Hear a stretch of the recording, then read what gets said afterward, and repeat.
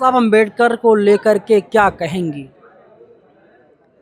बाबा साहेब अम्बेडकर खुद हमारे भी प्रेरणा स्रोत हैं। और आपने नेहा का बयान सुना होगा जब अभी ये धर्मेंद्र प्रधान के इस्तीफे की जब बात आई कि उन्होंने इस्तीफा दे दिया है, कि बाबा साहेब भीमराव अम्बेडकर जी वो शख्सियत है जिनको देख के इस देश की लाखों करोड़ों महिलाओं को प्रेरणा मिलती है। आज अगर मैं आपके सामने अगर बोल पा रही, ये तो सिर्फ और सिर्फ बाबा साहेब अम्बेडकर की देन है। जब महिलाएं अपने घरों में अंदर बैठी रहती थी, उनको चप्पलें पहनने तक का अधिकार नहीं था, पढ़ने लिखने का अधिकार नहीं था।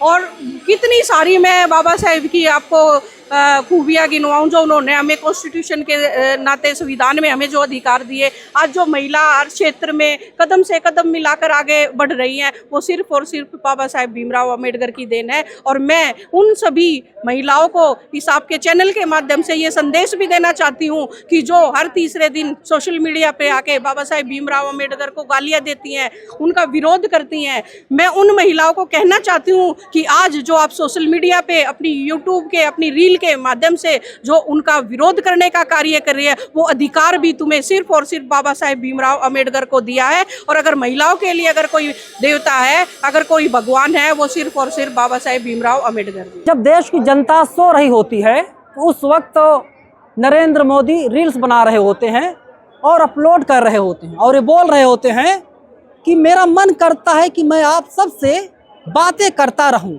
जी भर के बातें कर लूं। मैडम वो वीडियो आपने देखा? बिल्कुल देखा है। हाँ। सबसे पहले आपको नमस्कार, मैं एडवोकेट मोनिका। हाँ। और मैं आपने बात की कि मन की बात, तो हर 2-4 महीने में मोदी जी आते हैं और अपने मन की बात सारे देशवासियों से करते हैं। हाँ। और जो वीडियो की जो आप बात कर रहे हैं, ये जैन जी की वीडियो की आई थिंक बात कर रहे हैं आप। रील्स बनाने लगे मोदी जी, रील्स बनाने, ये इफेक्ट है जैन जी का।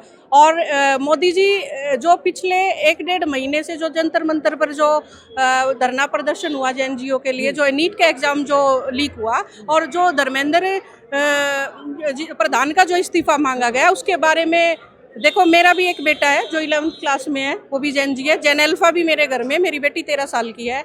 उस प्रदर्शन में हम लोग भी गए क्योंकि वो हमारे राइट्स के लिए, इक्वलिटी के लिए, एजुकेशन के लिए एक स्ट्राइक थी। वो किसी भी पार्टी विशेष की कोई आंदोलन नहीं था। और आई थिंक कि फ्रीडम के बाद, आज़ादी के बाद सबसे बड़ा जो आंदोलन हुआ है वो एजुकेशन के लिए गया। कॉन्स्टिट्यूशन हमें राइट देता है इक्वल एजुकेशन का, तो इक्वलिटी का जो राइट है उसके लिए वो धरना प्रदर्शन हुआ। तो मैं मोदी जी से एक बात पूछना चाहती हूँ कि हर 4 महीने में आप आते हो, हर 2 महीने में आप आते हो कि मन की बात मुझे करनी है, तो 1.5 महीने से जो 37 दिन जो प्रोटेस्ट चला है, 36-37 दिन, उसमें क्या आपको छात्रों के, स्टूडेंट के, जैन जी के मन की बात नहीं जाननी चाहिए थी? उसका आप अपने मन की बात तो करते हो, लेकिन पब्लिक की, स्टूडेंट्स की वीडियो के माध्यम से मोदी जी जान गए। अब देखिए नरेंद्र मोदी, मैम सुन लीजिए, नरेंद्र मोदी पहले कहते थे भाइयों बहनों, उसके बाद मोदी जी बोलने लगे मित्रों, अब नरेंद्र मोदी बोलने लगे हैं हाय फ्रेंड्स। हाय फ्रेंड्स, ये इफेक्ट है जैन जी का। जो सोशल मीडिया ने जो एक क्रांति लाई, जो हमारे जैन जी जो ये अपने राइट के लिए जागे, जिन्होंने एजुकेशन के लिए, अपने अधिकार के लिए जिन्होंने आवाज उठाई। और देखो, ये एक अलग तरह का प्रोटेस्ट था। इसमें जो जैन जी थे, जिनको रीलबाज कहा जाता था, और उन लोगों ने इंस्टाग्राम पे, फेसबुक पे क्रांति ला दी। और इस आंदोलन को का कहीं ना कहीं सफल होने का ये रीजन भी रहा है कि जो जैन जी थी उन्होंने रील, तो मोदी जी ने सोचा कि ये जैन जी हैं जो, मोदी जी को उन्होंने इतना मजबूर कर दिया कि उसी रील के माध्यम से मैं उनसे अपनी बात पहुंचाऊं कि मैं सुन रहा हूँ। लेकिन ये कितने दिन बाद हुआ? 30-32 दिन के बाद उन्होंने, 33 दिन के बाद एक रील बनाई। तो अब मोदी जी को कहना चाहती हूँ कि आपके रील बनाने से ये जनता रुकने वाली नहीं है। इस जनता के मन से आपका डर भी खत्म हो गया है, आपके लाठी डंडों का भी डर। आपने देखा होगा 20 तारीख के प्रोटेस्ट में जो लाठी चार्ज हुआ, उसके बाद ज़्यादा जैन जी जंतर मंतर आए और उन्हीं के प्रेशर में इन्होंने धर्मेंद्र प्रधान जी को इस्तीफा देना पड़ा। तो ये एक संदेश है डायरेक्ट मोदी जी को कि जिन बच्चों को आप रीलबाज ये सब समझ रहे हो, वो बच्चे अपने हक और अधिकार के लिए लड़ना भी जानते हैं। और इस देश के प्रधानमंत्री नरेंद्र मोदी जी को रील बनाने के लिए मजबूर भी करना जानते हैं। और ये उसी जेन जी का इफेक्ट है और इस जनता का और इस अवेयरनेस का जो सोशल मीडिया के माध्यम से, जो आप जैसे यूट्यूबर के माध्यम से जो ये क्रांति आई है, उसी से ये पॉसिबल हो पाया। बात बताइए, नरेंद्र मोदी जी कहीं ना कहीं इन्फ्लुएंसर बनते हुए दिखाई दे रहे हैं, जबकि उनका काम है देश चलाने का, प्रधानमंत्री हैं। क्या उस पोस्ट की गरिमा का ख्याल नरेंद्र मोदी नहीं रख रहे हैं? देखो, किसी के ऊपर व्यक्तिगत टिप्पणी करना अच्छी बात नहीं है और मैं करना भी नहीं चाहूँगी। लेकिन मैं मोदी जी को एक बात बताना चाहती हूँ, जब आप मेलोडी जी को मिलते हैं और उसको चॉकलेट गिफ्ट करते हैं तो ये कहीं ना कहीं एक देश के प्रधानमंत्री की गरिमा को शोभित नहीं करता। आप अपने परिवार को, अपनी घरवाली को छोड़े हुए तो आपको इतने दिन हो गए, आप अपने परिवार का तो ध्यान नहीं रखते। विदेशों की महिलाओं के साथ आप रील बनाते हो, उसको सोशल मीडिया पे पोस्ट करते हो, तो ये कहीं ना कहीं प्रधानमंत्री की गरिमा को शोभा नहीं देता। अब आप लोग इस्तीफा मांग रहे हो नरेंद्र मोदी से, आप लोग इस्तीफा मांग रहे हो अमित शाह से, ये कहाँ तक ठीक है? नरेंद्र मोदी जी और अमित शाह जी से इस्तीफा मांगने का कहीं ना कहीं एक रीजन है। देखो, 20 तारीख को जो निर्दोष बच्चों के ऊपर, जो निहत्थे बच्चे थे जिन्होंने अपने शिक्षा के अधिकार के लिए आवाज़ उठाई और एक शांतिपूर्ण प्रोटेस्ट उन्होंने किया, उसमें जो लाठीचार्ज हुआ उसकी जिम्मेदारी किसकी बनती है? जब किसी फोर्स को ऑर्डर दिया होगा, जब दिल्ली पुलिस को ऑर्डर मिला होगा और वो ऑर्डर गृह मंत्रालय से गृह मंत्री देते हैं, तो गृह मंत्री हमारे कौन है? अमित शाह जी हैं। तो उनको अपनी, या तो वो अपनी अकाउंटेबिलिटी ले कि मैंने इनको ऑर्डर दिया था कि आप लाठी चार्ज कीजिए, जिसमें पैलेट गन का यूज हुआ है, जिससे एक बच्चे का, अगर आपने देखा, उसकी आँख की रोशनी चली गई है। और बिहार में जो AK-47 का यूज हुआ है, तो ये जो बच्चे थे, ये स्टूडेंट, ये आतंकवादी तो नहीं थे। ये स्टूडेंट, आप भी ये चाहती हैं, डिमांड करती हैं हमारे चैनल पर कि अमित शाह को, नरेंद्र मोदी को इस्तीफा दे देना चाहिए? मैं अमित शाह जी को एक बात कहना चाहती हूँ, क्या उन बच्चों की जगह अगर आपके बच्चे होते, क्या आप उनको AK-47 चलाने का आदेश देते? क्या लाठीचार्ज का आप आदेश देते? क्या उन पे पैलेट गन चलाने का आदेश देते? अगर नहीं देते तो वो भी किसी माता पिता के बच्चे हैं, वो अपने हक और अधिकारों की लड़ाई लड़ रहे थे। या तो आप अकाउंटेबिलिटी लीजिए और जिन्होंने ये काम किया है और आपने आदेश नहीं दिया है तो उन पे जो भी लीगल एक्शन बनता है वो लीगल एक्शन लीजिए, नहीं तो वो पिटिशन कोर्ट में है ही, आपकी नॉलेज में भी। आप लोग क्या कुछ करोगे आगे उसमें?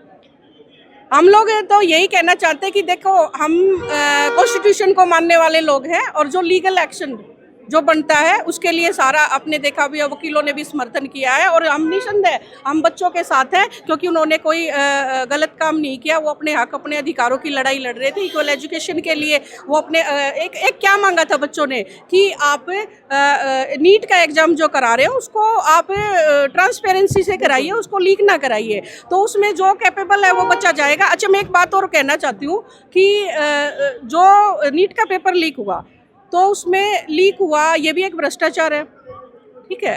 और जो इसका समर्थन करते हैं कि ये गलत हुआ कि धर्मेंद्र प्रधान ने इस्तीफा गलत दिया और उससे प्रोसेस ठीक नहीं हो सकता, तो मैं उन लोगों को ये कहना चाहती हूँ कि जिन्होंने नीट का एग्ज़ाम लीक करा के और जो बच्चे पास होके वहाँ गए हैं, जो मैं उन बच्चों को कहना चाह रही हूँ, उन जिन्होंने लीक हुए पेपर को दिया है, वो जो नेता हैं, वो जो ये मेंबर ऑफ पार्लियामेंट है, वो उन्हीं बच्चों से, जो डॉक्टर बन के आएंगे, उन्हीं से आप अपना ट्रीटमेंट कराइए। आप क्यों बीमार होते ही आप अपनी जो बीमारी का ट्रीटमेंट कराने फ़ौरन चले जाते हैं? आप भी तो उन्हीं डॉक्टरों से कराइए ना। मैं एक चीज़ जानना चाहता हूँ कि अभिजीत दीपके बहुत वायरल हैं और उन्हीं की वजह से बहुत कुछ बदलाव देखा गया, उनके बारे में आप क्या सोचती हैं? देखिए, अभिजीत दीपके जी ने जो कदम उठाया है वो शायद ही कोई युवा उठाए। वो अपने फर्दर स्टडी के लिए जो फॉरेन में है, वहाँ से उन्होंने जो 20 बच्चे जो नीट के एग्ज़ाम में जिन्होंने सुसाइड किया लीक होने की वजह से, उनकी आवाज़ बन के वो यहाँ पे आए। नहीं तो वो चाहते तो वो अपनी लाइफ तो वहाँ सेटल कर सकते थे। तो मेरा मानना है कि उस शख्स ने, उस युवा ने जो कार्य किया शायद ही कोई कर पाता। उन्होंने उन हजारों नहीं लाखों स्टूडेंट्स की आवाज़ बने हैं जो इस सिस्टम से परेशान है, और उनका नेतृत्व करने के लिए कोई ना कोई चाहिए था, उसकी आवाज़ ये अभिजीत दीपके जी बन के आए। और जी, उनके बारे में जितना कहा जाए उतना कम है। ये आने वाले युवा को जगाने का जो कार्य किया है, और उनकी एक चीज़ जो अच्छी रही है वो ये रही है कि उन्होंने अक्सर बाबा साहेब को कहा जाता है कि उन्होंने जातिवाद फैलाया, कुछ विशेष जातियों के लिए कार्य किया। मैं कहना चाहती हूँ कि इस समय जो भी लोग अपने हक अधिकारों के लिए, इक्वलिटी के लिए, समानता के लिए, संप्रभुता के लिए, जिसकी चीज़ों के लिए भी प्रोटेस्ट कर पा रहे, अपने हक अधिकारों के लिए आवाज़ उठा पा रहे, वो सिर्फ और सिर्फ बाबा साहेब भीमराव अम्बेडकर जी की देन है। और वो एक ऐसे शख्स हैं जिन्होंने समाज को बांटने का काम नहीं, समाज को एक करने का कार्य किया है। और जब अभिजीत दीपके जी एयरपोर्ट से निकलते हुए जब बाबा साहेब की जो फोटो बुक को लेके आए थे, वो निसंदेह ये एक संदेश था कि इस देश को न जाति के नाम पे, न धर्म के नाम पे, न संप्रदाय के नाम पे, न वीआईपी के नाम के विभाजित नहीं किया जा सकता। ये वही अखंड भारत है जिसका सपना हमारे शहीद भगत सिंह आज ने देखा था, बाबा साहेब अम्बेडकर ने, गांधी जी ने देखा था। और आज का युवा जाग चुका है। और जो 20 तारीख का जो प्रोटेस्ट था उसके को देख के इस देश को ये संदेश और दुनिया को मिल गया होगा कि यहाँ अब आने वाले युवाओं को ना धर्म में बांटा जा सकता, ना जात में बांटा जा सकता। बाबा साहब अम्बेडकर को लेकर के क्या कहेंगी?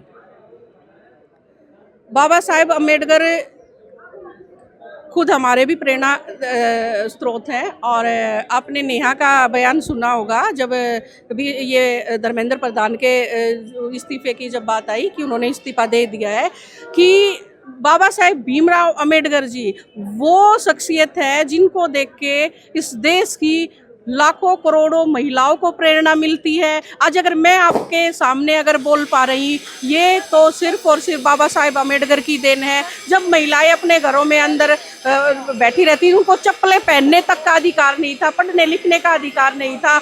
और कितनी सारी मैं बाबा साहेब की आपको खूबियाँ गिनवाऊँ जो उन्होंने हमें कॉन्स्टिट्यूशन के नाते संविधान में हमें जो अधिकार दिए। आज जो महिला हर क्षेत्र में कदम से कदम मिलाकर आगे बढ़ रही हैं, वो सिर्फ और सिर्फ बाबा साहेब भीमराव अम्बेडकर की देन है। और मैं उन सभी महिलाओं को इस आपके चैनल के माध्यम से ये संदेश भी देना चाहती हूँ कि जो हर तीसरे दिन सोशल मीडिया पे आके बाबा साहेब भीमराव अम्बेडकर को गालियाँ देती हैं, उनका विरोध करती हैं, मैं उन महिलाओं को कहना चाहती हूँ कि आज जो आप सोशल मीडिया पे अपनी यूट्यूब के, अपनी रील के माध्यम से जो उनका विरोध करने का कार्य कर रही है, वो अधिकार भी तुम्हें सिर्फ और सिर्फ बाबा साहेब भीमराव अम्बेडकर को दिया है। और अगर महिलाओं के लिए अगर कोई देवता है, अगर कोई भगवान है, वो सिर्फ और सिर्फ बाबा साहेब भीमराव अम्बेडकर जी।